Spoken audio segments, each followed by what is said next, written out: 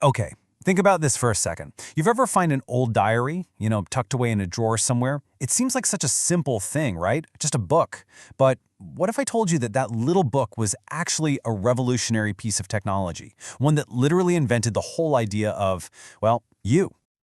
Yeah, I know. It sounds kind of crazy, right? I mean, how could a private little book, something that's meant for your eyes only, completely change how we think about being a person? Well, that's exactly the mystery we're going to dig into today. So the first thing we got to do is kind of reframe how we see the diary. Let's stop thinking of it as just a notebook for, venting your feelings. Instead, let's see it for what it really was, a powerful, world-changing piece of media tech. Seriously, the kind that actually created a new kind of human. To really get how this happened, we've got to go back in time. So let's head to the 18th and 19th centuries. Now, this was the age of enlightenment, a time when everyone was obsessed with reason, logic, and individual freedom. And it's right in the middle of all that intellectual ferment that the personal diary pops up as this centerpiece technology for building a whole new kind of self. Okay, so I keep saying a new kind of self. What does that even mean? To get it, we need to wrap our heads around this big idea that was born back then. It's called modern subjectivity. Now, I know that sounds super academic, but stick with me. It's actually a really simple and powerful idea. It basically means you stop just feeling your emotions, I'm sad, I'm happy, and instead you start treating your own inner life like a scientist treats a specimen. You observe it, you analyze it, you use reason to figure out, okay, why am I the way I am? And you have to understand, this was a huge shift, a revolutionary one. Before this, the self was just something you experienced it. It just happened to you. But with the diary, suddenly it became something you could actively take apart, analyze, and even build. It wasn't about just being swept away by your feelings anymore. It was about taking a step back and using reason, using critique to really understand them, and through them to understand yourself. Which brings us right back to the main question, right? Okay, this idea of a rational, analyzed self. Super interesting, but how in the world did a simple blank book, maybe with a little lock on it, make all that happen? Well, the secret, it's all in the process. See, it turns out the diary works its magic through this simple but incredibly powerful three-step process. This process is basically the engine that turned this humble little object into a full-blown tool for building a person.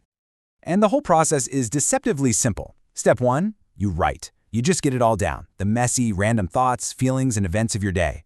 Step 2, and this is so important, you reread. You look back over your old entries and you start to see patterns, right? You connect the dots. And that leads to the final step. You narrate.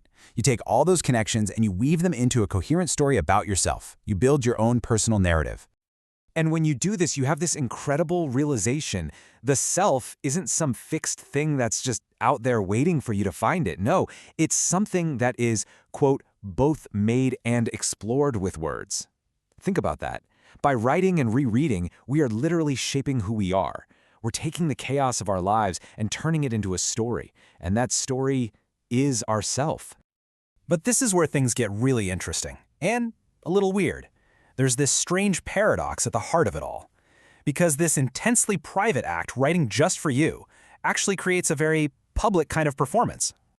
The philosopher Jürgen Habermas, he summed it up perfectly. He said that in a diary, you make oneself public to oneself. Just let that sink in for a second. In the most private space you can imagine, you're putting yourself on a stage for an audience of one, you. And the result of this private performance, it's huge. By making yourself public like that, yourself suddenly becomes an object. It's not just you anymore. It becomes a character that you can inspect, that you can analyze, that you can critique from a distance. You literally learn how to see yourself from a third-person point of view. Okay, so we've seen how this old-school tech worked its magic. But what's the lasting legacy? I mean, why does any of this history from hundreds of years ago even matter to you and me, right now, today? Well, when you really break it down, the diary basically gave us the entire toolkit for how we understand ourselves today. It gave us that private space for reflection, it handed us the tools of reason and critique, it taught us how to look at our own lives as something to be studied. This is how we learned to build a story about ourselves, and it invented the very habit of looking inward. So, the big takeaway here is this. The whole idea of the self that we just take for granted, This stable, reflective, storytelling I inside our heads, that wasn't a given. It was an invention. We invented a technology, the diary, and that technology turned around and invented the modern version of us. Which leaves us with one last big question. If people back in the 18th century used a journal to literally build themselves, what's our tool today? What is your 21st century diary? Think about it. Is it your social media feed where you curate your own story? Is it a personal blog where you hash out your thoughts? Hey, maybe it's just the Notes app on your phone. Whatever it is, that's the tech you're using to do the exact same thing. To write, to reread, and to narrate yourself into existence.